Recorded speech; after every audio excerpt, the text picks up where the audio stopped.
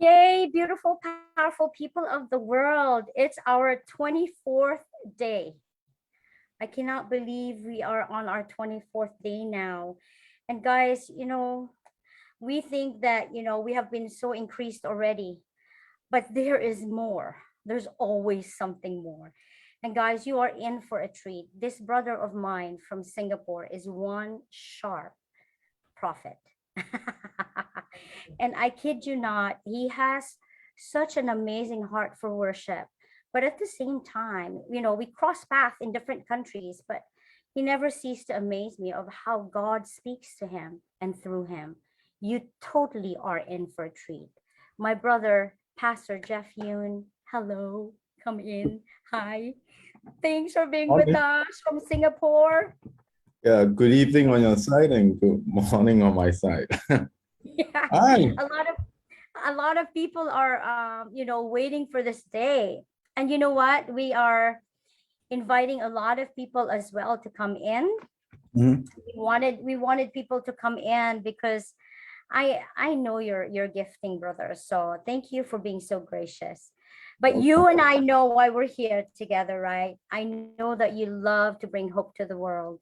Amen. And at the same time, so many people are following you around the world that I want to know in your point of view and in your experiences, hope deferred, nailed down. And so let's go to it straight away, brother Sure. Jeff. What would you say hope deferred is in your experience? How are you able to go and explain this? And if you have any journey that you can share with us. Uh, Hope is something hard to find, isn't it, in this last 2 years? We bring our hope down, then the rest, then later on we gotta buy all the toilet paper and all the race, everything in the market get empty. So I don't know how many times you guys, all of you are from different nations. I mean, for us, I think the whole world is coming to the place where really hope the first make the heart sick. And we all know that because there's hope of opening, then it's closed, open, and it's closed. And we need to understand the biblical definition of hope is it's really not hoping for the best, preparing for the worst. But there has been the default mode of operation in the last 2 years, like hope for the best, but we know we gotta go buy everything from the supermarket in case anything happens. Let's be praying for the worst. Now, I'm not saying there is no wisdom in that. I'm saying that we cannot be driven by fear. Hope is expecting for the good things to happen. Fear is expecting and anticipating bad things to happen. Mm. So the opposite of fear is it's not faith, it's actually hope. Because both are imaginative. Just imagine bad things to happen. The other just imagine good things to happen. And the biblical hope is, and God will do exceedingly abundantly beyond what we can ask, think, or imagine. And so that is what our hope has a name, and our hope is alive and is a person. It's not an event. And that's where we need to define that hope. All of us hope for some things to happen. So your idea of hope is anchored on an event, but most of the time when you come to biblical hope, it's actually anticipating God to move. So hope is very organic. It's a person. Whenever there's a person that is involved, then we have to be relational. And as I hope, it's not an event, it's a relational conversation with a God that can do exceedingly abundantly beyond what we can ask or think. I think the default operation for the last 2 years has been hoping for the best, preparing for the worst. But 4 months ago, when the year started, I felt like the Lord says, okay, you need to move your church to a bigger place. Well, everybody is shrinking, and because the world is opening up. So I told the guys and we prayed about it, and we ended the lease early, so we had to pay a small penalty. But when we moved into the new place, suddenly the world was opening up. So in this season, it's better to hear the voice of God than to hear than the news. Sometimes we have no idea what's going on, man. I have friends who are, I mean, the problem with conspiracy theory is with harsh truth. Either you're on the 50% of the truth or the other 50% that is not true. So that's risky. So I have friends who they evacuated the country. They're flying back. They're flying to other countries. I have a particular friend who actually booked the tickets for next month to vacate his whole family back into South America. And he was really like, he's one of those guys who are like, oh, conspiracy theory, like, oh, the elites are doing this. And we all know that it's the same story that has been unwinding. And he can't, because I don't hear Jesus in there. I don't hear the word Jesus mentioned in any of his conversations. Probably maybe like 99% of it is just what he heard other people say. And so I find he want to go back, and he paid expensive price to go back, and suddenly the world is opening up. I said, well, that leads me to the question: are you hearing God? Are you hearing what the enemy is doing? Are you hearing from faith? Or are you hearing from fear? Or are you hearing from hope? And I think we need to shift. I think we need to shift our perspective, like how we think. I mean, honestly, in the last 2 years, there are more doors that were open for us way before the COVID. And it was an unusual thing. I have more openings to the world, to talk to leaders, to talk to Minister of Health in a Muslim country. It has never opened before. You might ask, like, talk to the Minister of Health in a Muslim country for what? Yeah, about healing, because we've seen healing. And I don't know how that's going to work. The only way I know how to heal is talk about Jesus. So he's open for that, and it's a Muslim country, and it's really exciting. But it's all because we are not preparing for the worst. We are anticipating for the best, for the good things to happen, and because of that mindset, that opens doors. I naturally am an introvert, and I don't see my energy level depleting for the last 2 years. It's normal to me. Like, so I'm not interested. I'm interested in what Jesus is saying. Yeah. Wow, I love that. Fear opposite of hope. That's a very extremely good perspective. Like hope, if our perspective is from a person through our relationship with this person, wow, then you always expect for the best. But Pastor Jeff, there must have been times when you've been discouraged because you were thinking, okay, this is what I heard from the Lord, and it's not happening. What did you do with that thing, and what dangers and what response did you have? I'm a very simple person. I think the simple works the best.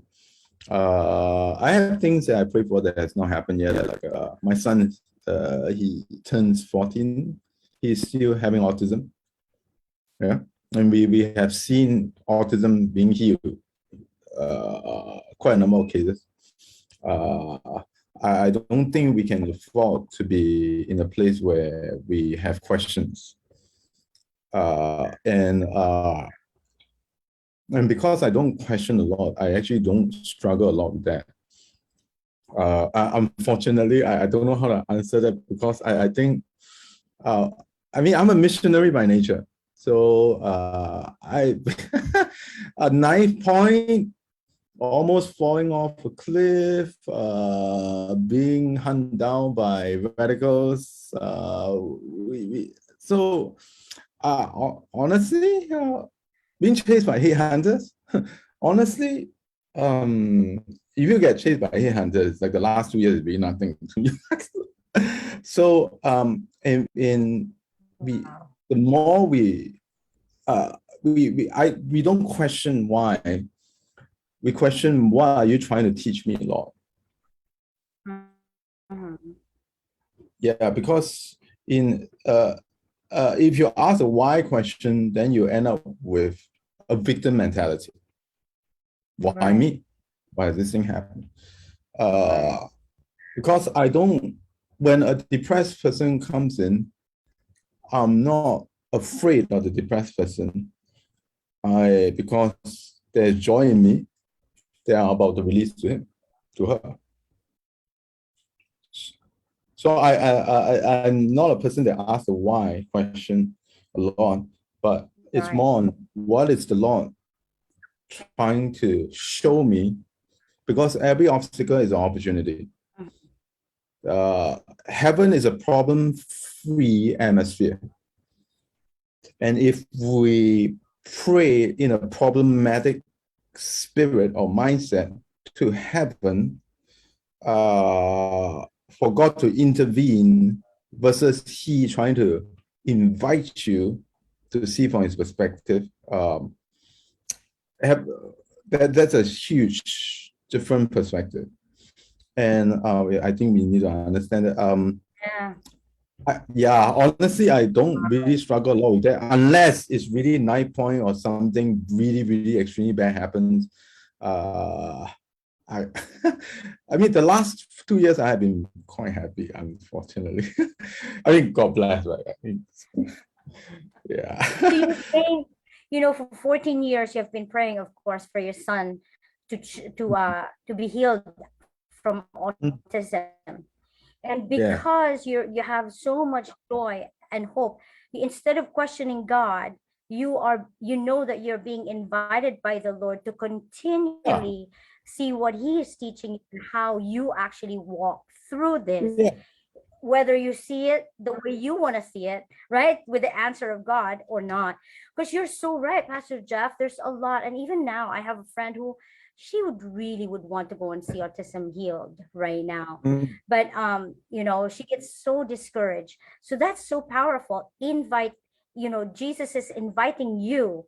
It's an opportunity. He's inviting you to the journey that he wants you to be into, instead of continuously say, why are you not healing him? Why is it until now? Why? And that's powerful. Do you ever recognize when you are having hope deferred, Pastor Jeff, or never? You don't have all of us have. never something. All of us have that. It's just how fast we bounce back. And how fast we bounce back is important. Because if you now the Paul says godly sorrows lead to repentance, worldly sorrow leads to death, right? And so that means all of us will go through times of sorrow, question, and doubt.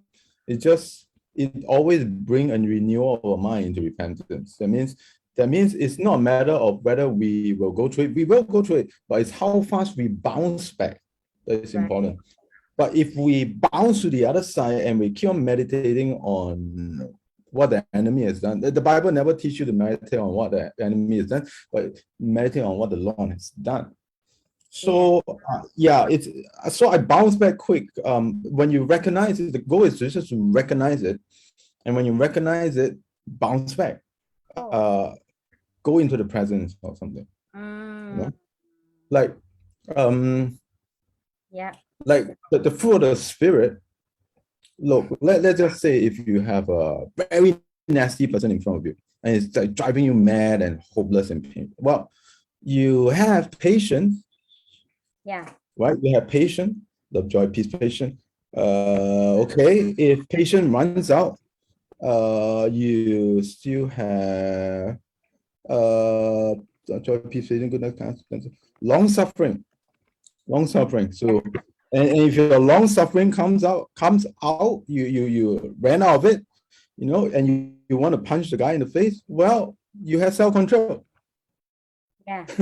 So it's so I think God is teaching us how to be. It's not talking about, Lord, I don't have enough love for the person, but saying, Mm, Lord, how do I release the love that is in me for this person? It's to right, recognize that everything pertaining to life and godliness is really in you. right. So, Wow, yeah, what you are not aware of, you won't tap into it. That's the point. wow, wow.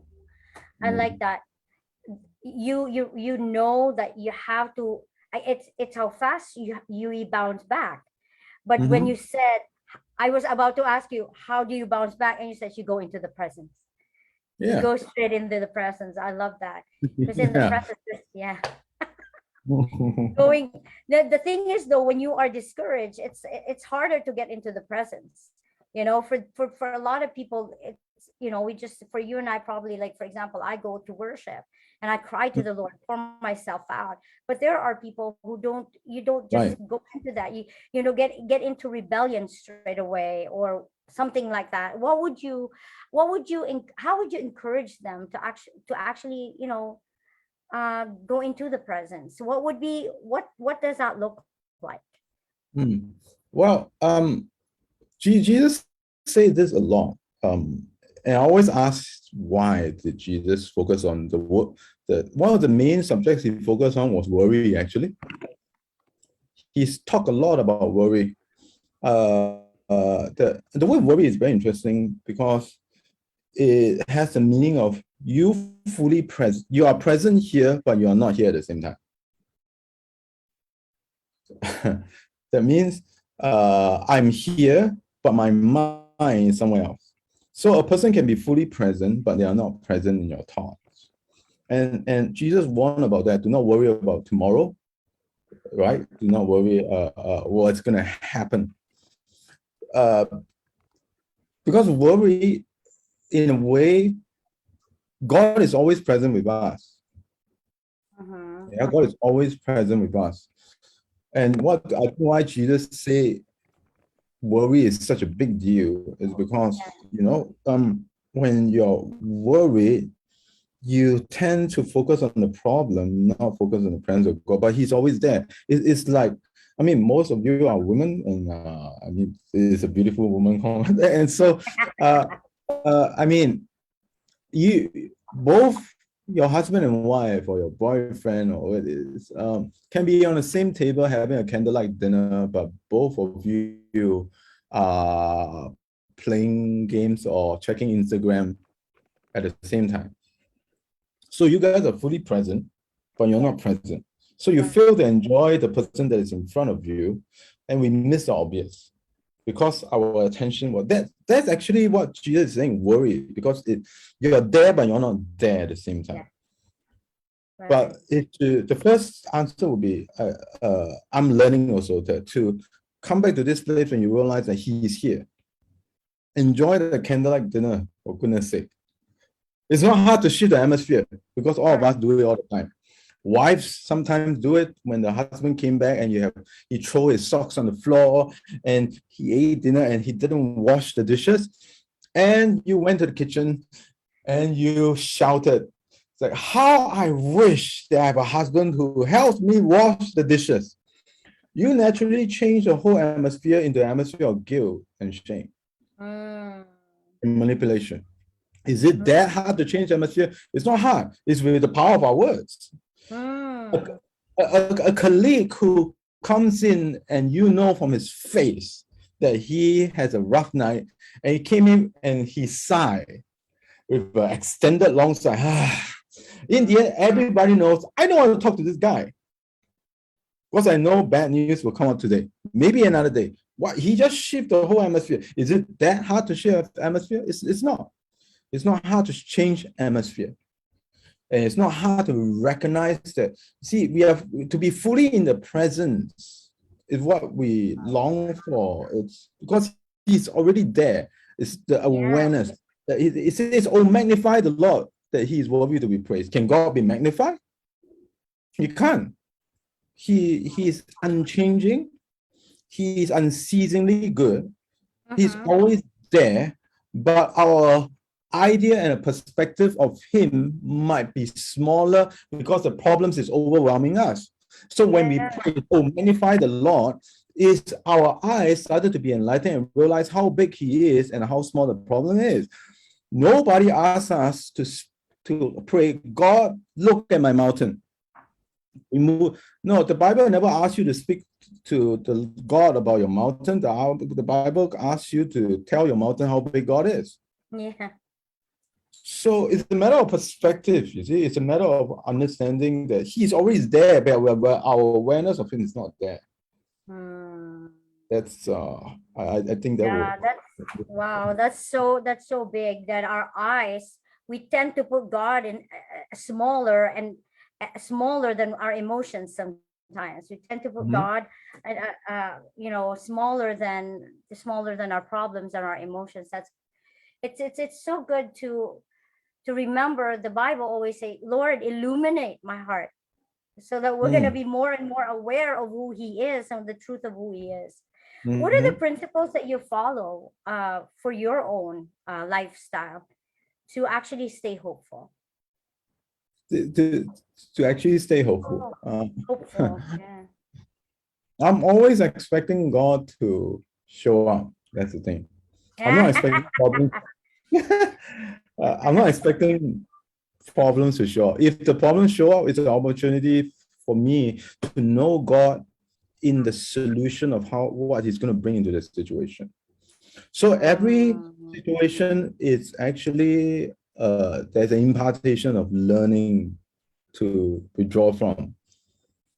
Because how do I manifest the presence of God, the atmosphere of heaven now? Because it is 100% organic and atmosphere-free atmosphere, right? So when heaven comes down, like what solution is He going to bring?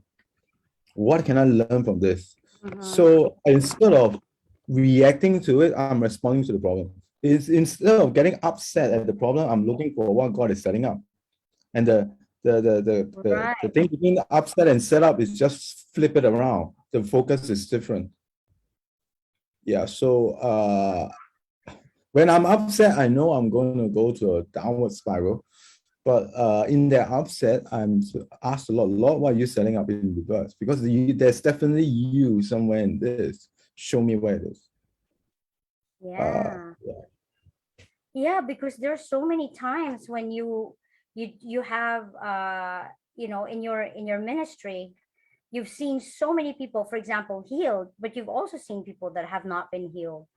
And in the mhm. beginning, did you ever have, like, in your ministry, did you ever have like that hope deferred because, God, why didn't you heal this person? I know then you healed this person but didn't heal that person. Did you get into that, situation where you felt like, okay, I don't want to pray for that anymore because you didn't heal that one? Did you go to that one? I mean, a lot of people don't want to pray. They're afraid already. They're embarrassed. Maybe God's not going to answer them. Can you just expose that for me, please? Yeah, I learned from my pastor. His name is Mark. He stays in Pittsburgh, Pennsylvania. This is the first time I heard this. It set me free. He says something like this: "We are in sales, we're not in management." There you go. uh, Meaning, well, you have I mean, if we really want to be in management position, well, you apply to the heavenly council, like, okay, dear Jesus, I would like to have a seat in the Trinity. Like, is there a seat? Like, and Jesus, no, it's all filled up, Father, Son, and Holy Spirit. Sorry, no position for you. And you kind of read the Bible and you realize, wow, Revelations, wow, 24 elders, mid-level management, not too bad. 24 elders, maybe there's a 25th elder, that is me. You apply, dear Yeah. Jesus, I'm very good at administration, very good at money, so is Judas, right? And I'm very good at all these things. Do you have a seat for me on the 24 elders? Well, for sure, 12 tribes, 12 apostles, all filled up. Sorry, no management, mid-level management positions for you. The only position for us, right, is in sales. That means Mm, we tell Jesus we tell people how good God is. We look at the word and says, well, this happens. Let me pray for you. If it doesn't happen, right? I said, well, I don't know. You see, the harder we try to explain, most of the time, it's always the wrong answer. It's always the wrong answer. Uh, mm, uh, and so I learned very early to say I don't know. I really don't know. When if the person die, right, the best thing you can ever do, the Jews sees this very, this is a the Jews see mourning as a huge deal. When it comes to mourning for death one, it's a very huge deal. It's actually a big thing. Josephus, the historian, talks about this quite a bit, just a bit. And there are 4 stages to mourning. It's the sackcloth. You wear sackcloth. That's why funerals you wear black and white. I mean, the West and most of us will follow the same pattern too. Like we wear plain clothing. It's to identify and to relate with you, right? Ashes. They throw ashes because that's the last thing that the person can become, which is ashes. And when you throw ashes on yourself, it's telling the person, I'm willing to die. I can be shameful, I can be ugly in front of you. I want to be in the same position for you. You mourn with this brother and says, look, I'm here, I'm wearing clothes that is not attractive. I want you to know I feel your pain. The third one is something called sitting Shiva. It means that you sit there for 7 days without saying a word. Because sometimes the worst advice comes from explaining why things happen.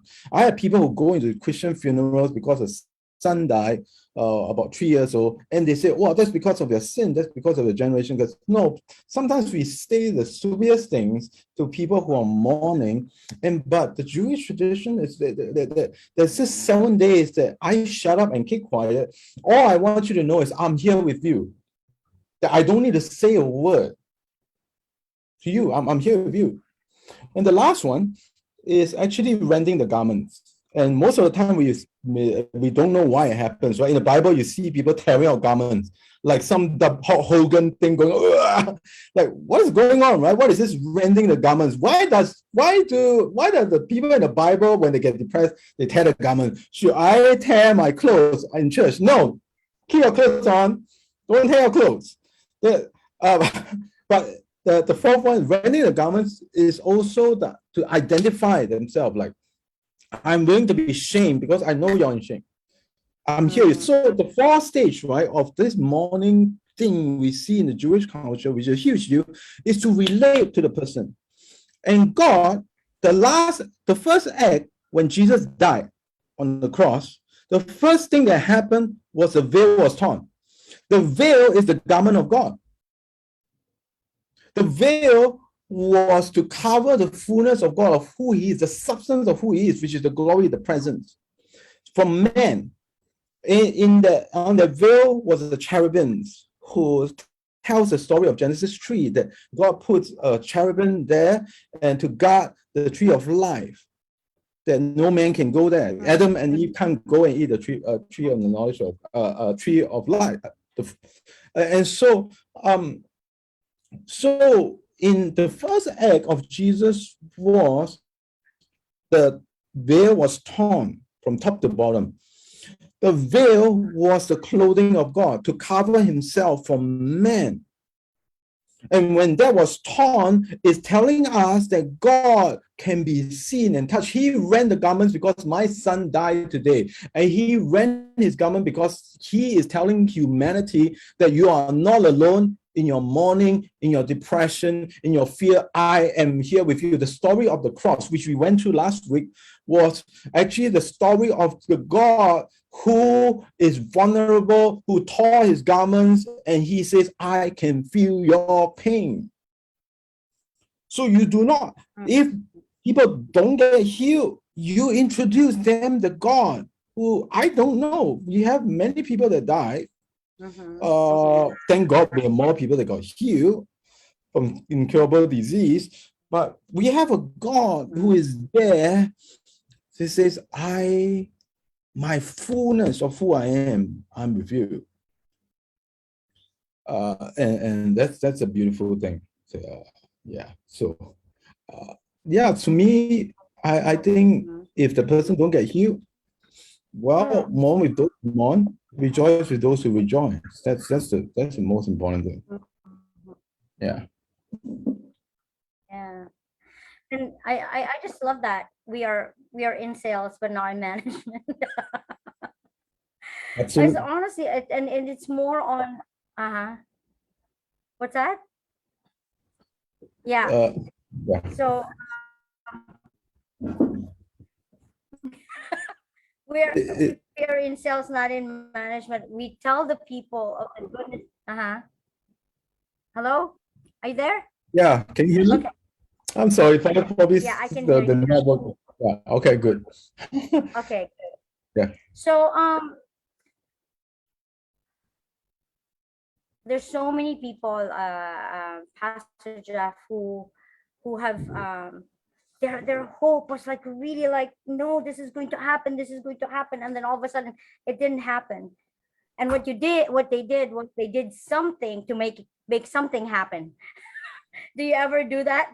Like you help Jesus to make things happen? I tried. Didn't work well. Yeah. Uh, you don't want to do a Ishmael thing. Yes, Neither do you, exactly. neither do you want to do a Moses thing, right? I Mhm. mean, the whole reason why now there's a few reasons for anger.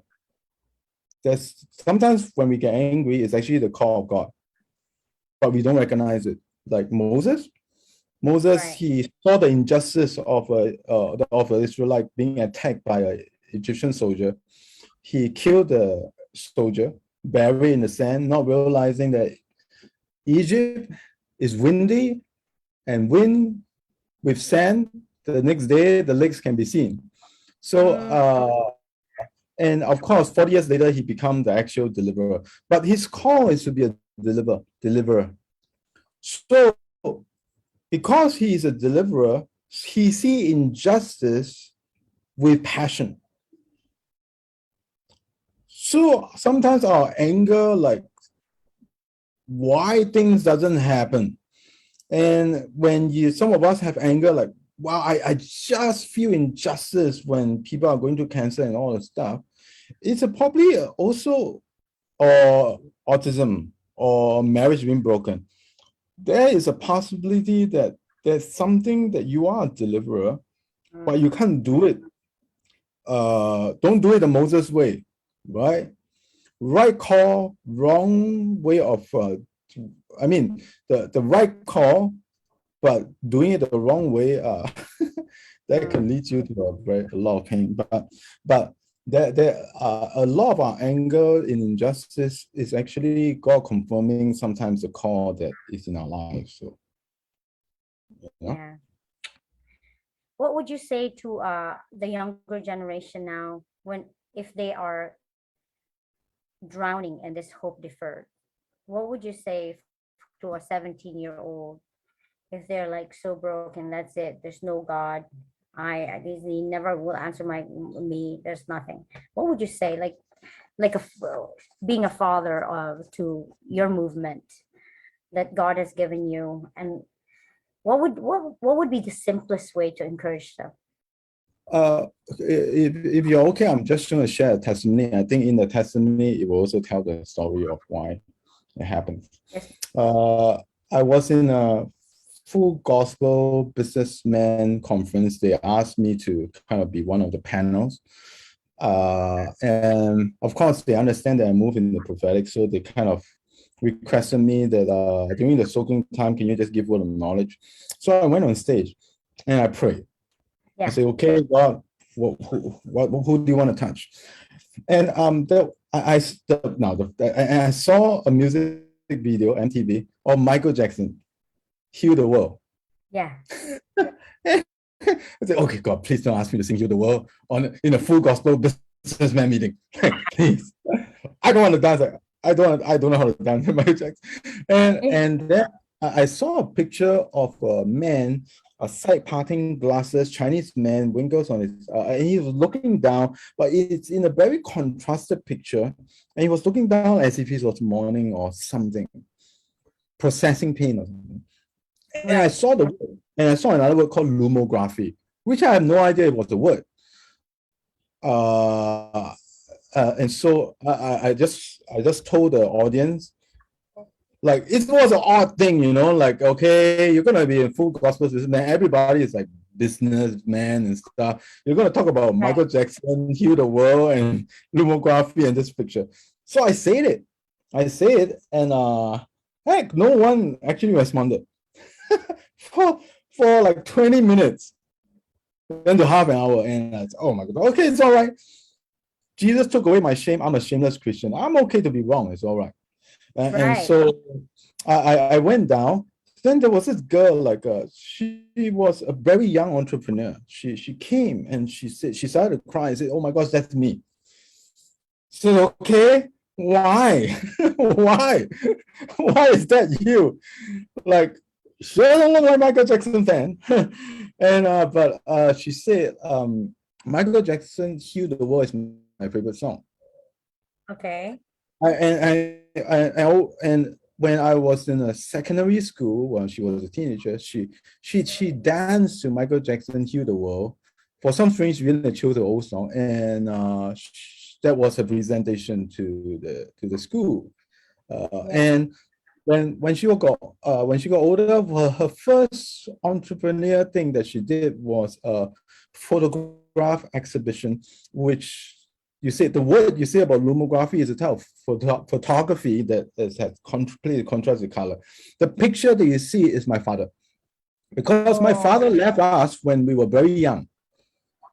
And I was always wanting to ask him, why do you leave mom and I? So she found out where he was. He was in Vietnam. She flew to Vietnam, went to the house and surprised him and immediately asked him the question, why do you leave us? And when he saw that, when he saw her and she asked the question, he stooped down and tried to process the pain. That's where she took the picture. And her first exhibition was the lumography photograph exhibition, and that's the first picture that was shown. It's the father side parking glasses, and he was processing pain. Now she said this. She said, "I always believe God can heal the world through me. That's why I like the song." But 2 years ago, I'm not going to go into details, but my boss, my immediate boss, did something to me that ruined my life. And I asked the Lord, why do you allow this to happen? And she said this 2 years ago, is that I don't believe I can heal the world through you anymore. And so in the full gospel businessman, and you say heal the world, Michael Jackson, my father's photograph, and lumography, and it's like God telling me that my dreams is still alive. Wow. In my pain. It feels like God is saying that to me that I am gonna heal the world through you. And I'm telling you, young people, like wherever you are listening to, there is hope. There is hope that in your deepest, darkest moments, you're never alone. When you start asking the why question and you start to ask the what are you showing? Where are you, Lord? What are you showing? What are you showing me? And He is the repairer of dreams. And in this 2 years, as I can tell you, the world is already opening up. And your dreams are still alive. He remembers those dreams, and He can see you heal the world through you, no matter how big and how small those dreams are. My generation has a habit of not dreaming too much, because we are realistic. We honor our parents to we don't take a lot of risks. I'm particularly different. I take a lot of risks. And so we, in our previous older generation, might be a generation that's trying to stay safe. But you guys are born in a world that everything has to have risk. You guys have dreams that don't allow those dreams to die. Don't allow those dreams to die, no matter how big and how small those dreams are. Because it's a God dream, it's unlikely that you have the power and ability to accomplish it. That's why it's a God dream. And I'm telling you, He is alive and He is a repairer of dreams. He's going to turn your nightmare into dreams. And that's the thing. He can heal the world make it a better place for you and for me and the entire human race. Right. I love that. I love that. I love that you're just relentless. You just go for it. I mean, with the calling in your life that you have, it's amazing. You would just, it doesn't matter whether you see the manifestation of your prayer and your prophecy, you just go for it. And your eyes are on Jesus all the time with this, and that's something to actually like be encouraged with, guys. Like, it's not about us. Oh, you didn't, you prayed and it didn't really happen. It's not about that. It's God asking you to do what it is that you have to do. So Mhm.